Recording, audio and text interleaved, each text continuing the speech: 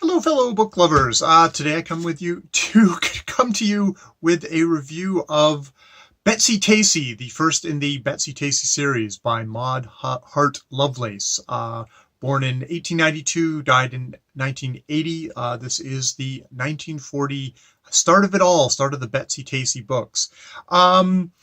This is where the two of them, Betsy and Tacy, meet at the age of 5 and continue on from there. It's set in, I believe it's Mankato, Maud Hart Lovelace's hometown, and it's autobiographical in the sense that it's inspired by actual people in her life, her and a friend who met at 5, and so it's set in like kind of that turn of the century American lost America, horse-drawn carts and everything like that.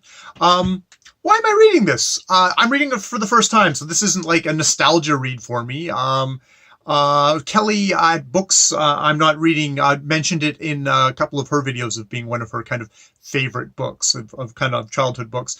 It was in Mustache's book that I just recently reviewed called 1,000 Books to Read Before You Die, with Proust, Faulkner, Hemingway, Fitzhugh's Harriet the Spy, which is a children's book that I read as I grew up. And she's doing a read along, so I thought, okay, I'm going to read it. I'm going to read it because, it's a girl's book. This is a book as a boy I would have not been caught dead with. I read the Great Brain series. I read books by Daniel Pinkwater and Gordon Corman. I did read Harriet the Spy, and actually Harriet the Spy is indeed one of those books. A book about a girl. Oh my God, as a boy, I'm not supposed to be reading that. That I really enjoyed. That is something I still kind of carry with me. I guess I wanted to kind of see, well, what I'm missing. Now, this is kind of a fraught thing because I'm reading what's, Kelly and a lot of other people have read in their childhood, and they can come back to it and they can have all those memories of their childhood and their childhood enjoyment of it and kind of see it through those eyes. And I read it, I was like, oh, I'm going to go into this reading it with the cold, dead eyes of an adult, without my own nostalgia. But surprise, surprise. This is a book that, I didn't need to worry about that. This book took me into my own childhood, without having been something that was a part of my own childhood. This is a book that, it's got, just the sense of a child's sense of the world, of this little bit of their neighborhood. That is the entire world to Betsy and Tacy. And, they talk about going up the hill, and wow, they'd never been up this big hill, which is like, probably just a little lump on the road, but they went up to, they're making their way up to the top of it, like, near at the start of the book. And there's just the sort of the sense of the childhood play of, Betsy is the storyteller, obviously, modeled on our author. And, here's something gives you just an example of the writing, which I find is kind of it's a model of children's literature writing, in that it is simple, but it's also kind of lyric at the same time. While they ate, they watched the sun setting behind Tacy's house. Sometimes the west showed clouds like tiny pink feathers. Sometimes it showed purple mountains and green lakes. Sometimes the clouds were scarlet with gold around the edges. Betsy liked to make up stories, so she made up stories about the sunset. When she couldn't think what to say next, Tacy helped her. And it's like, that is something that is, in its way, is like, it's simple,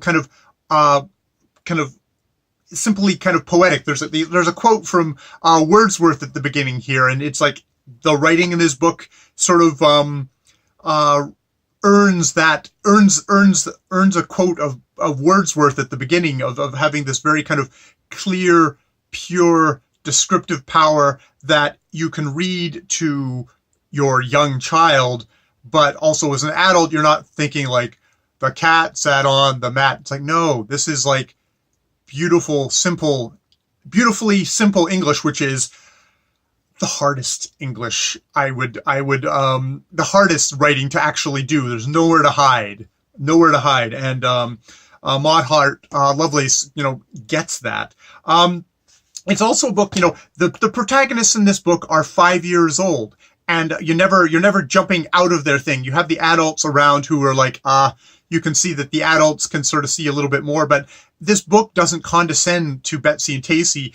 There is death in this book, and there's birth in this book, and it's a book that confronts those things, but it confronts it from a 5-year-old's point of view. It doesn't Lovelace doesn't kind of cheat by pulling back and saying, oh, well, as an adult we do. It's like, no, we get this pure experience of a death, of a really hard-hitting death. Not that this is like grim dark or anything. This is always from a 5-year-old, and a pretty, happy 5-year-old life, a happy 5-year-old's life at the turn of the century, where I have a suspicion that perhaps death like this was a little bit more, this happened. And, it's, it's in a way, if this book was written now, there'd be much more Sturm and Drang, and we'd be shoving things, and there'd be psychologists. It's like actually this book really kind of just cleanly, lets these two girls kind of just experience that, which is like, wow, I can see where, some of the power and the lastingness, in addition to the writing, comes from this. There's also just a thing of like the structure of this book. It's very much like episodic, in that like each chapter you could see could be read to a kid, and it has like a little self-contained story. But it's like, characters interweave throughout the thing. We go through the seasons. We go, into school and out of school again, and there's death and there's birth in this thing, and at the very end it's just like there's just a little scene of them going back up the big hill, and actually the book actually does a just elegant job of summing up what has happened throughout this book. So it's got a unity to it, which there's a lot of short story collections that try and kind of bundle themselves up into a novel that don't have anything on this book. Now, of course, the most hugely impressive thing of this book has got to be the relationship between Betsy and Casey at the center of it. That is the core, the key of this book. It's like they called Betsy-Tacy because they become inseparable. Now, it's funny because this book one of the ways this book tapped into me is that when I was a young kid, a little girl came up the hill, and she just moved into the neighborhood. And it was like, oh, do you have any girls my age around? And it's like, I had a little sister, but she was like 5 years younger than me. And so she kind of looked me up and down, and it's like, okay, yeah, I guess you'll do. And we became best friends for, that period of life when, we could be off on our own, and there wasn't the whole thing of, boys and girls can't be friends. Sadly, I think about that now, and it's like she was slightly older than me, and she went off into high school. And our friendship ended.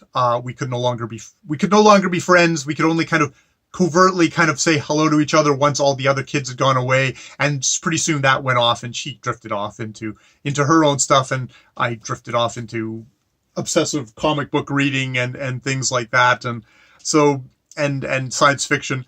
So it's got a kind of, there's a bittersweet thing of like, oh, that's a friendship that I lost, and a part of it is I lost that friendship because, I was a boy and she was a girl. And indeed, there's a little boy in this book called Tom who at one point kind of comes into them and says, oh, can I play? And like, they're playing about like, they're going to the exotic city of Milwaukee, which is hilarious because as growing up in Kelowna, it was the exotic city of Vancouver. It's like this book captures all those things of childhood perception of how the far off is like, ooh, exotic or mysterious. But, he comes in, but they won't share with him Milwaukee. It's like, oh, okay, well, I've been to St. Paul. And so they play a thing about St. Paul, and they say they like Tom, but boys were boys and they didn't always understand. And, and that's, a part of this book is I'm a boy and I want to understand and I want to play and, so wow. Thank you, Kelly. I will link down below her announcement video, and whatever videos she does for Betsy-Tacy as a Betty-Tacy veteran, as a Betsy-Tacy scholar of the highest repute. But yeah, thank you very much. This was a delight a delight to read, and I'm very happy I did. It's indeed one of the 1,000 books I'm very glad I have read before I shuffle off this mortal coil. All right, more videos later.